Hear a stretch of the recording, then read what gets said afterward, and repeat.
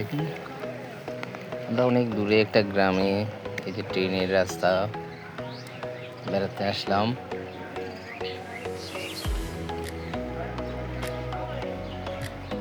বৃষ্টিতে কোথাও আর যাওয়া যাচ্ছে না, তাই আবার ট্রেনে উঠে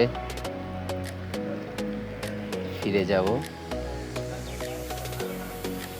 কোথাও ঘুরতে পারলাম না, কিছুই দেখাতে পারলাম না, শুধু ট্রেনের রাস্তাটা আর যেখানে দাঁড়াইছি সেখানেই আপনাদেরকে দেখালাম আর কি।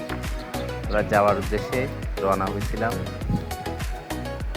যাওয়া হলো না। এতটুকুই, আমরা আবার বৃষ্টির জন্য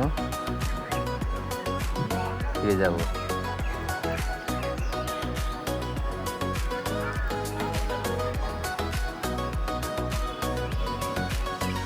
বৃষ্টি মুষলধারে পড়তেছে,